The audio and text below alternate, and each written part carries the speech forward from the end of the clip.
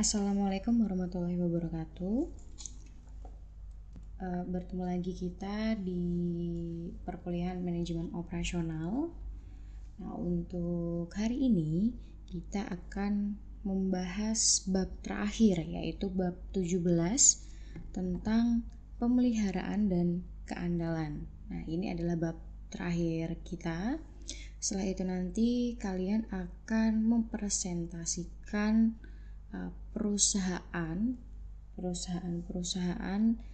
yang salah satunya menggunakan manajemen operasional gitu ya. Jadi bisa manajemen persediaannya, atau bisa pemeliharaan dan keandalannya, atau JIT-nya seperti apa di dalam suatu perusahaan itu gitu. Baik, untuk hari ini kita akan membahas tentang pemeliharaan dan keandalan yang dipresentasikan oleh saya sendiri, Rina Eka Wijayanti. Selanjutnya ini ada tujuan dari pembelajaran. Jadi apa sih tujuan dari pembelajaran kita mengenai pemeliharaan dan keandalan ini? Jadi ketika nanti kalian atau Anda telah menyelesaikan bab ini, kalian itu seharusnya dapat yang pertama itu mengetahui pentingnya strategi terhadap pemeliharaan dan keandalan.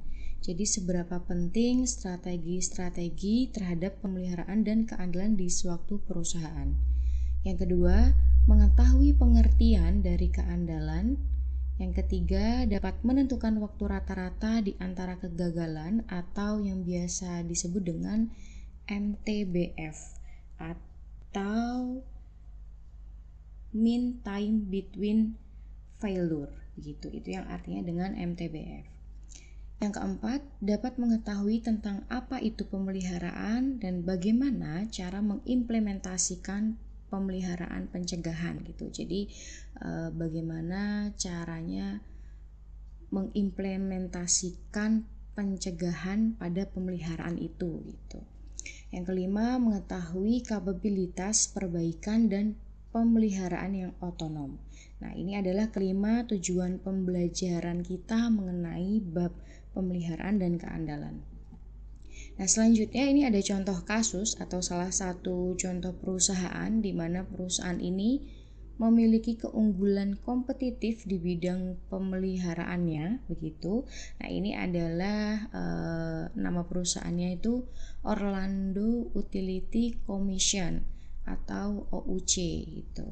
Jadi OUC ini memiliki dan mengoperasikan pembangkit tenaga listrik yang memasok tenaga listriknya bagi dua Central Florida Country. Jadi OUC ini dia memasok tenaga listrik ke dua kota di pusat Florida begitu. Nah, selanjutnya setiap harinya pabrik OUC ini dia mengeluarkan biaya sekitar $110 untuk pemeliharaannya begitu. Dan untuk OUC ini sendiri biasanya dia mengambil salah satu dari tenaga listriknya dan diberhentikan selama 1 minggu atau 3 minggu untuk pemeliharaan tersebut gitu, biar tidak terjadi kerusakan di tenaga listrik atau pembangkit tenaga listrik. Nah, dengan begitu kan otomatis kota Florida ini tidak akan terjadi banyak masalah-masalah dengan listriknya gitu.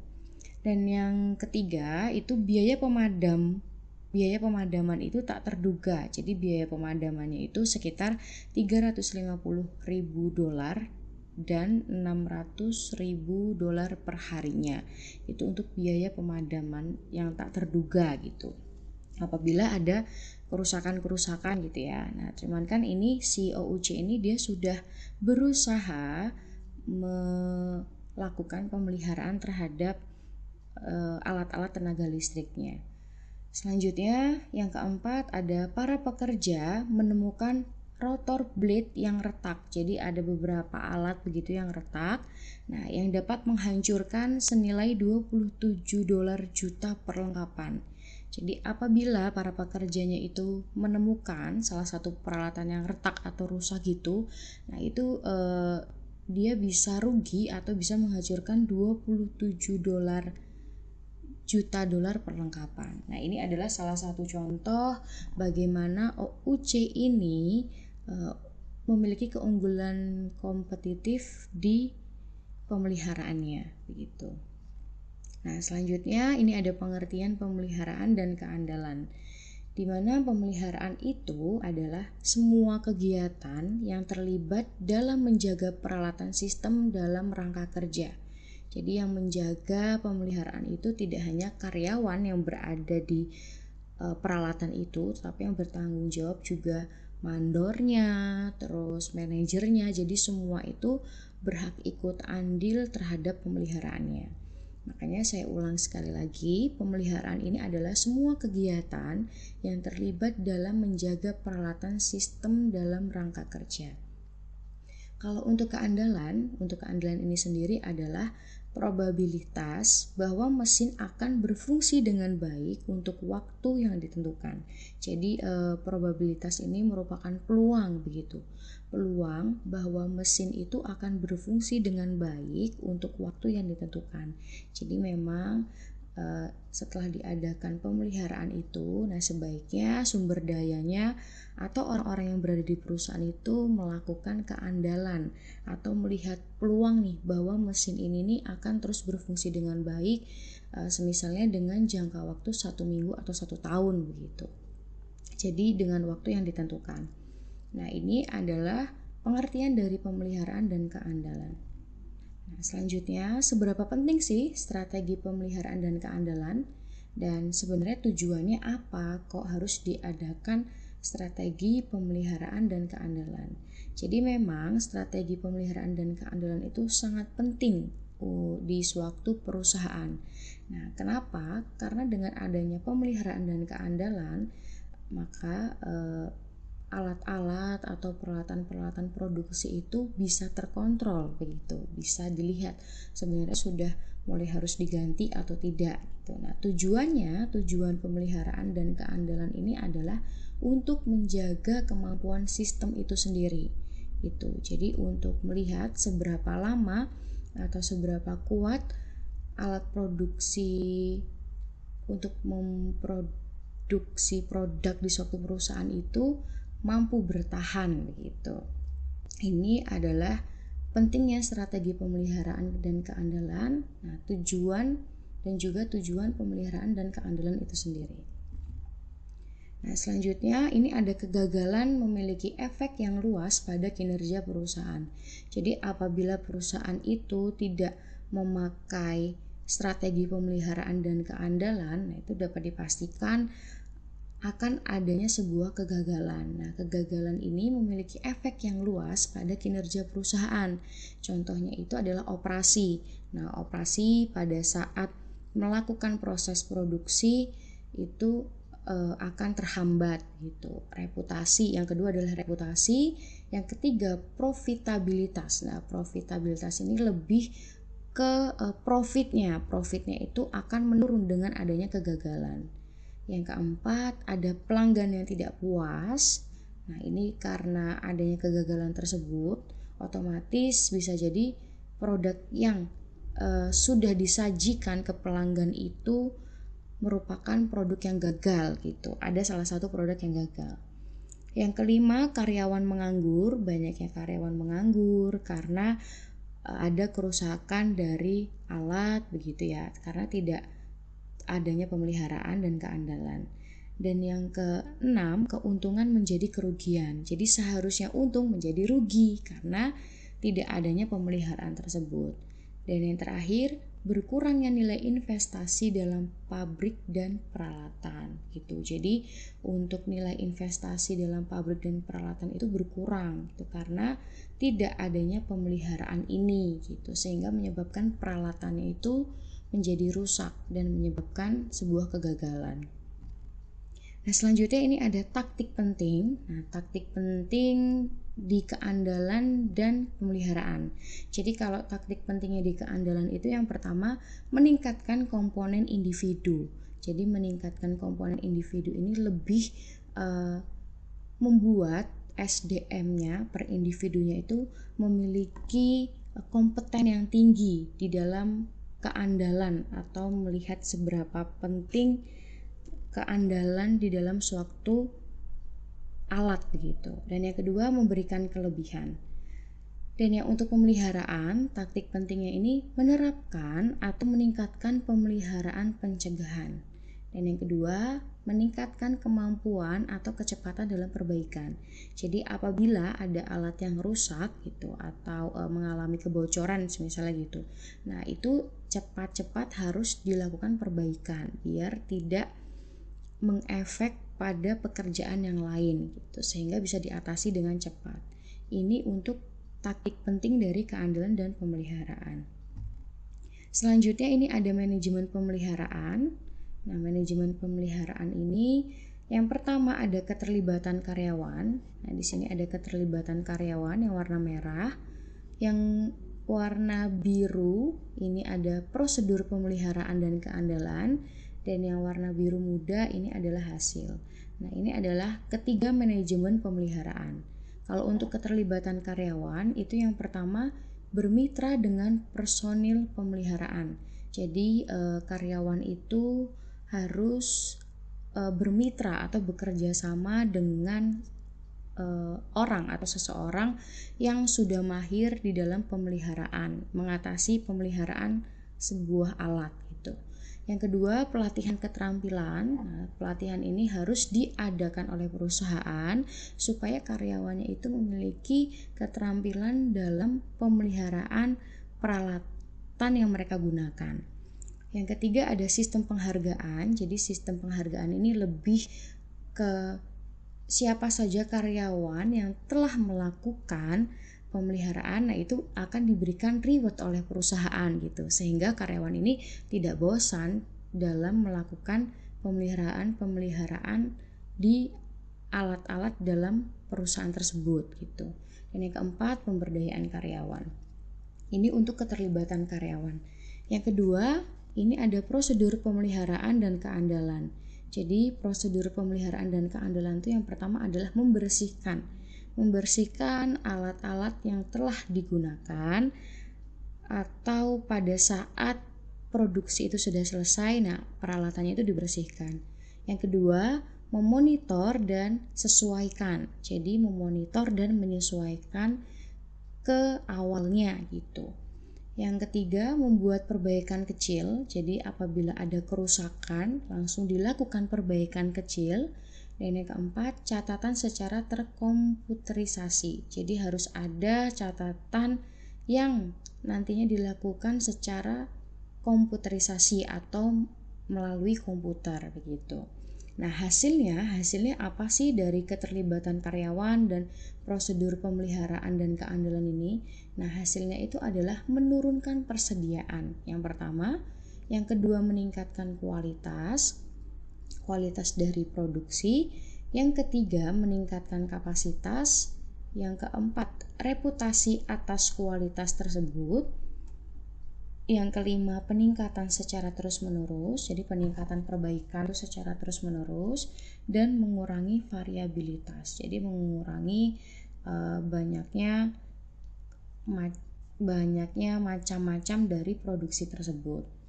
Nah, ini adalah manajemen pemeliharaan. Jadi sekali lagi di manajemen pemeliharaan ini ada keterlibatan karyawan, prosedur pemeliharaan dan keandalan, dan ada hasilnya.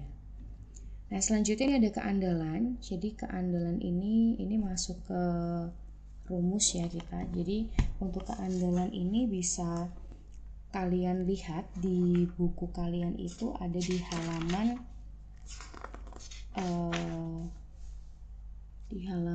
untuk keandalan ini ada di buku halaman 753. Nah, jadi di sini ada rumus tentang meningkatkan komponen individu. Jadi bagaimana meningkatkan komponen individu? Nah, itu rumusnya itu adalah seperti ini.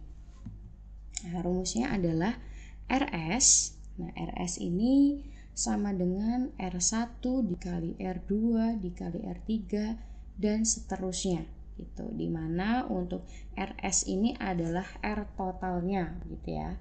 Jadi dimana R1 ini adalah keandalan komponen yang pertama, R2 ini adalah keandalan komponen kedua dan seterusnya gitu sampai tidak terhingga atau Rn.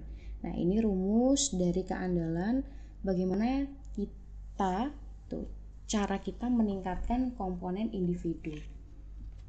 Nah, ini ada contoh keandalan, jadi langsung kita masuk ke rumusnya gitu ya. Jadi itu juga sudah ada di buku di halaman 753 tadi.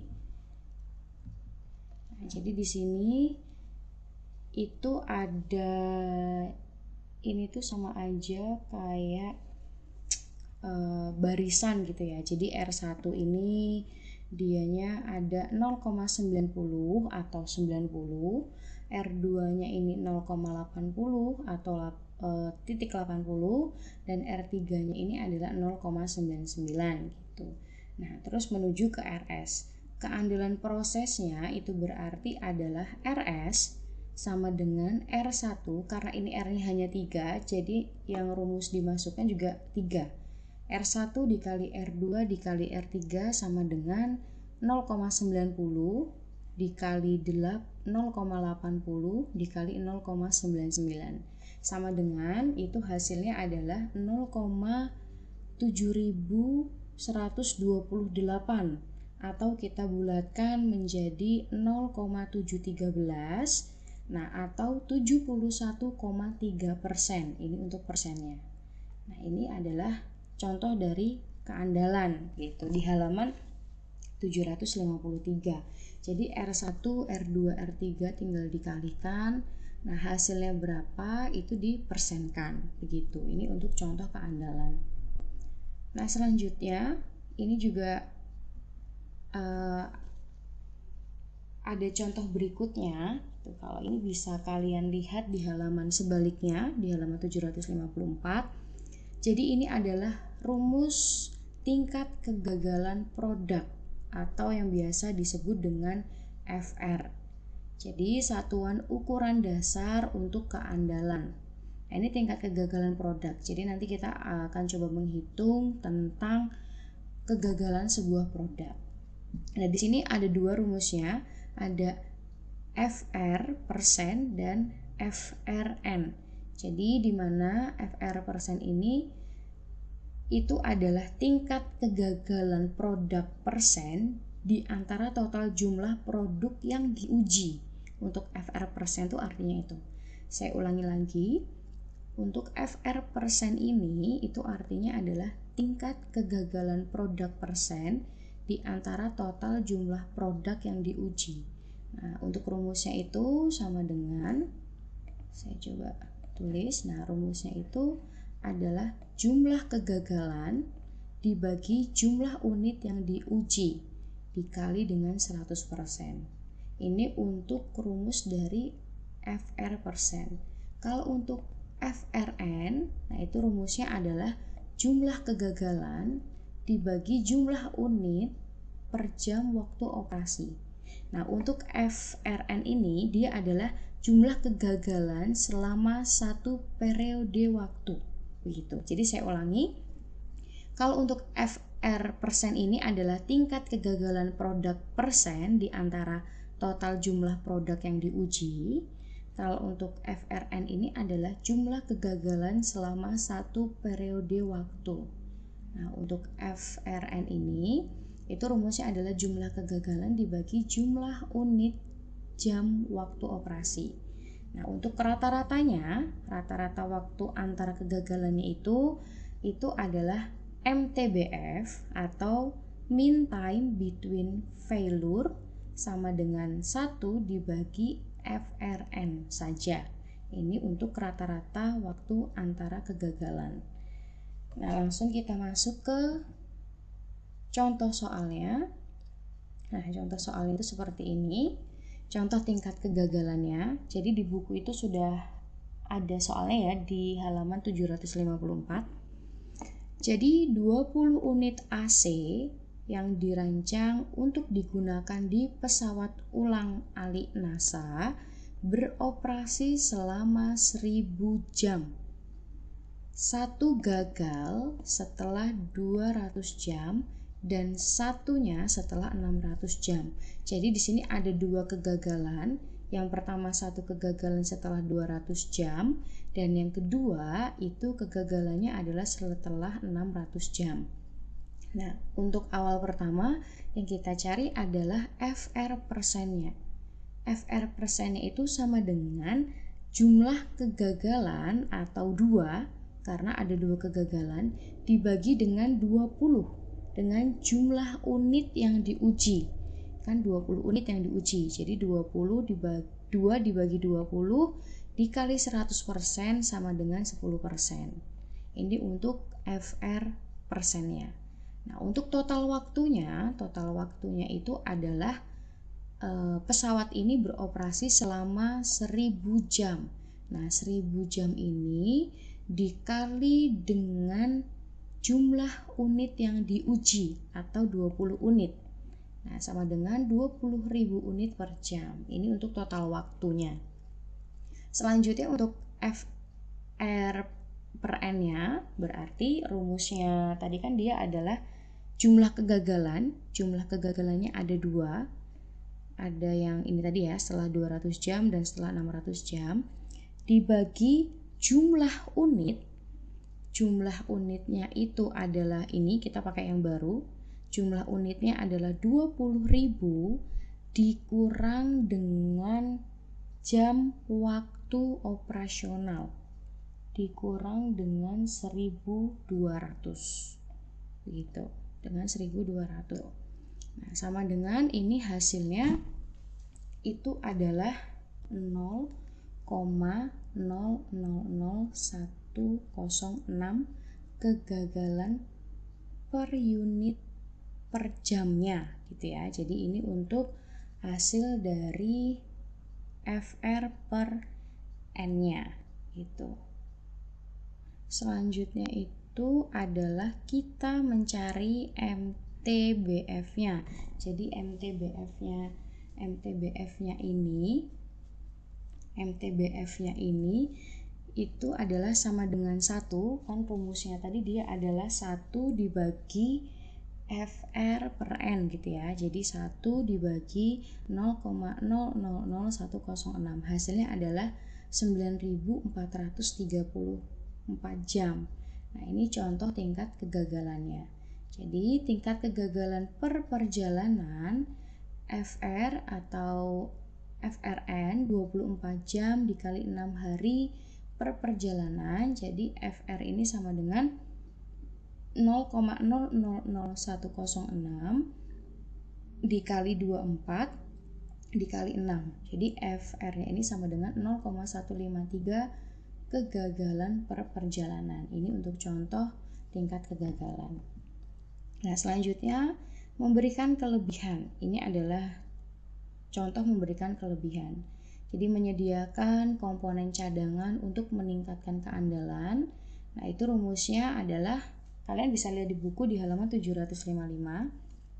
Nah, rumusnya ini adalah probabilitas komponen pertama pada saat bekerja ditambah probabilitas kerja komponen kedua dikali probabilitas membutuhkan komponen kedua gitu. Jadi kalau di soal sini kan dia sudah ada tulisannya ya. Jadi saya coba bacakan. Di sini ada kelebihan cadangan. Diasumsikan bahwa keandalan suatu komponen itu adalah 0,80 dan kita akan mencadangkannya dengan komponen lainnya yang memiliki keandalan sebesar 0,80.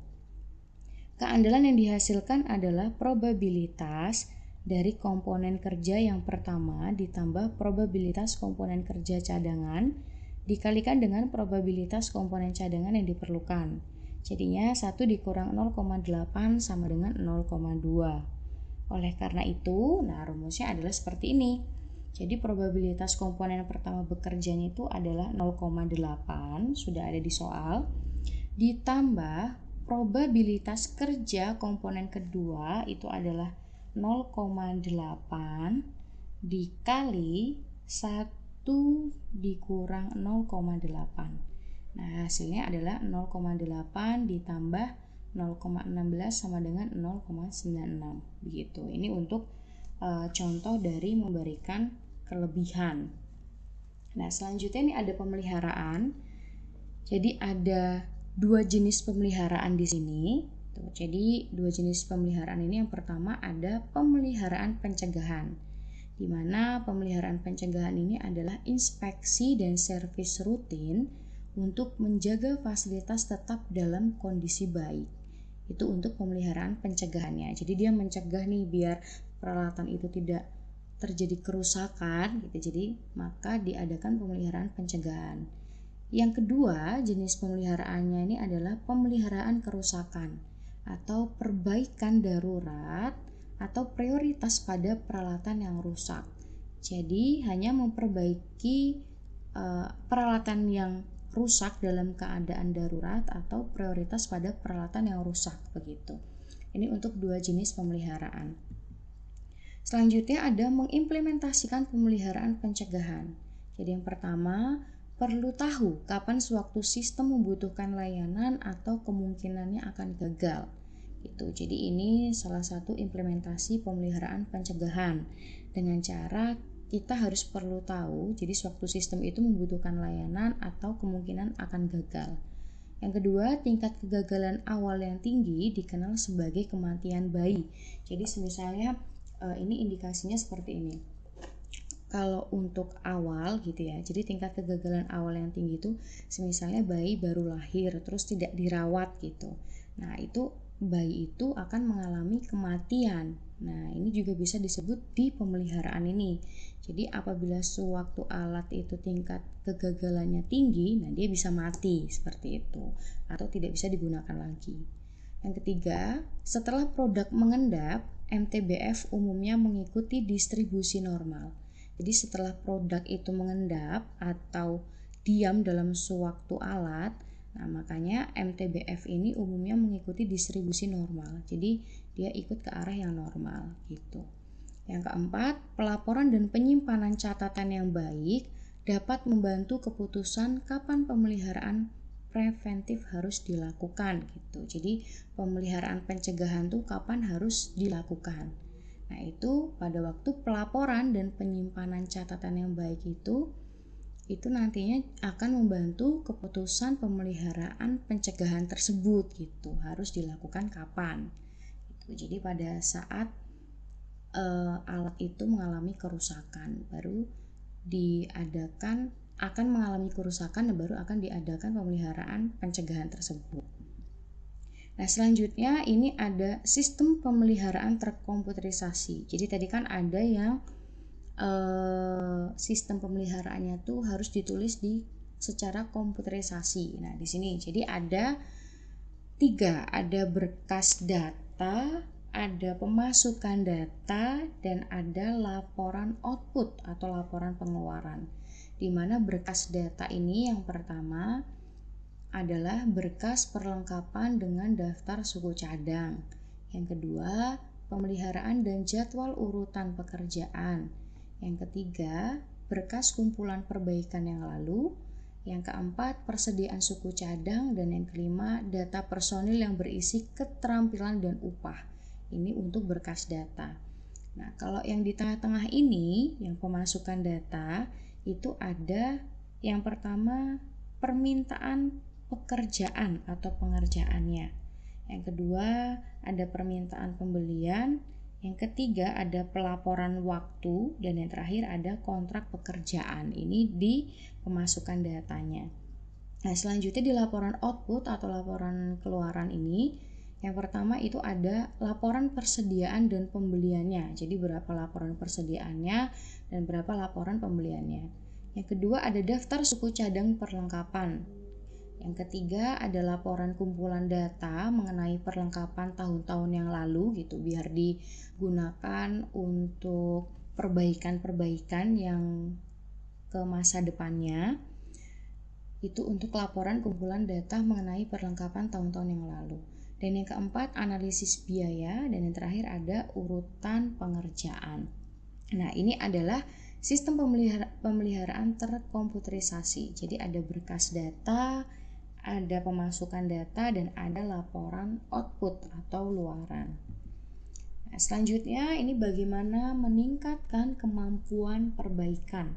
Jadi di sini ada 6 cara meningkatkan kemampuan perbaikan. Yang pertama ada personil yang sudah terlatih. Yang kedua sumber daya yang memadai. Jadi sumber daya yang sudah memiliki keahlian di bidang pemeliharaan tersebut. Yang ketiga, kemampuan untuk menetapkan rencana dan prioritas perbaikan. Yang keempat, kemampuan dan wewenang untuk melakukan perencanaan material. Yang kelima, kemampuan untuk mengidentifikasi penyebab kerusakan. Jadi sumber daya manusia atau karyawannya itu memiliki kemampuan untuk mengidentifikasi nih sebenarnya apa penyebab dari kerusakan alat tersebut gitu. Dan yang terakhir ada kemampuan untuk merancang cara untuk memperluas MTBF atau mean time between failure gitu. Ini adalah 6 cara meningkatkan kemampuan perbaikan.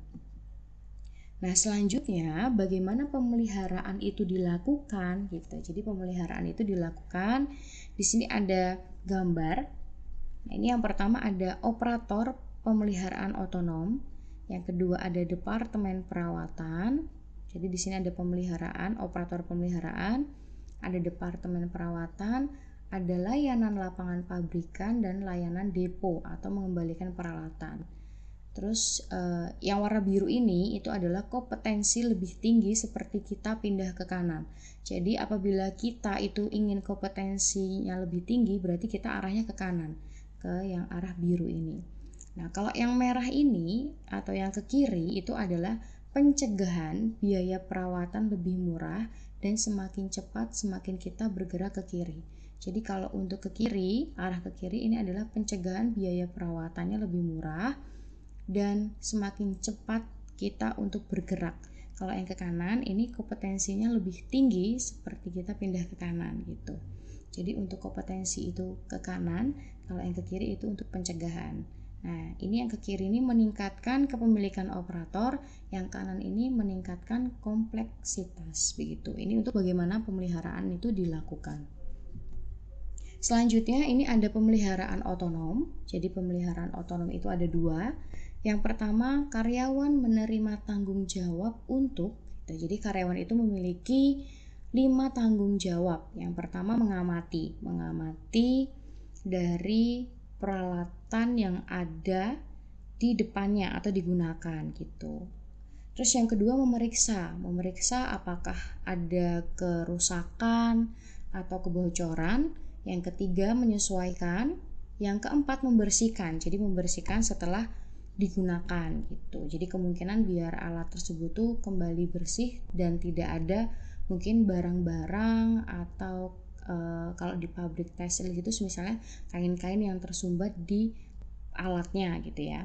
Dan yang kelima adalah memberitahukan. Jadi memberitahukan apabila alat tersebut ada kerusakan atau sudah tidak layak pakai gitu. Jadi ini untuk karyawan.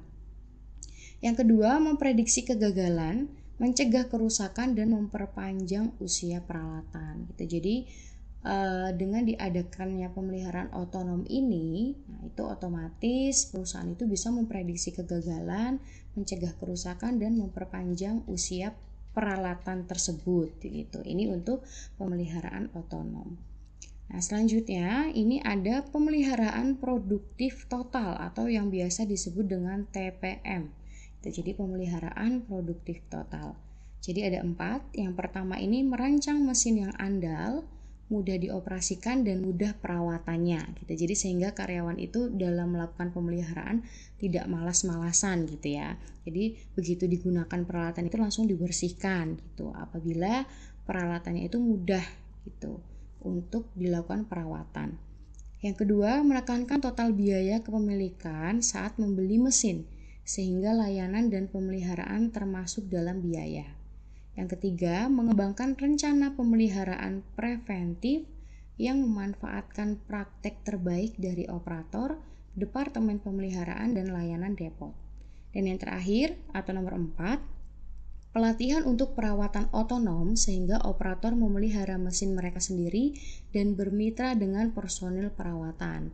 Jadi yang terakhir ini adanya pelatihan untuk perawatan peralatan itu. Nah, sehingga operatornya itu memelihara mesin yang mereka punya sendiri dan bermitra atau bekerja sama dengan seseorang yang sudah mahir dalam hal perawatan alat tersebut. Begitu. Ini untuk pemeliharaan produktif total atau TPM. Nah, selanjutnya ini ada teknik untuk meningkatkan pemeliharaan. Nah, di sini ada beberapa teknik untuk meningkatkan pemeliharaan. Yang pertama itu ada simulasi. Jadi simulasi ini adalah analisis komputer dari situasi yang kompleks. Yang kedua, program pemeliharaan model sebelum diimplementasikan. Jadi program pemeliharaan model dulu sebelum diimplementasikan ke alat. Itu simulasi. Dan yang ketiga, model fisik juga dapat digunakan. Yang kedua, ada sistem pakar. Sistem pakar ini komputer membantu pengguna mengidentifikasi masalah dan memilih tindakannya gitu. Jadi di sistem pakar ini komputer ini membantu nih mengidentifikasi masalah apa sih sebenarnya yang ada di alat tersebut dan bagaimana tindakan yang harus kita lakukan untuk memperbaiki dan dilakukan pemeliharaan terhadap alat tersebut gitu. Itu untuk sistem pakar. Yang ketiga ini ada sensor otomatis. Jadi secara otomatis gitu ya. Yang pertama, peringatkan ketika mesin produksi akan gagal atau menjadi rusak. Jadi ketika mesin itu akan rusak gitu, itu alat tersebut secara tidak langsung akan memberikan sensor otomatis bahwa alat ini akan rusak gitu. Jadi kita tidak perlu mengecek ulang gitu ya. Yang kedua, tujuan dari sensor otomatis ini adalah untuk menghindari kegagalan dan melakukan perawatan perencanaan sebelum mesin rusak gitu. Jadi tujuan dari sensor otomatis ini dia menghindari kegagalan sebelum adanya kerusakan yang lebih dalam lagi atau kerusakan yang lebih rusak lagi nantinya gitu. Jadi dia bisa mengidentifikasi lebih awal ketimbang personil yang melihatnya gitu. Ini untuk teknik meningkatkan pemeliharaan. Nah, sampai di situ pembahasan kita tentang bab pemeliharaan dan keandalan gitu. Jadi sampai di sini dulu saya akhiri perkuliahan manajemen operasi ini dengan bab pemeliharaan dan keandalan, dan terima kasih untuk kalian semua. Semoga materi saya ini bisa dipahami dan dimengerti. Baik, saya tutup perkuliahan manajemen operasi ini dengan bacaan Alhamdulillah dan Assalamualaikum warahmatullahi wabarakatuh.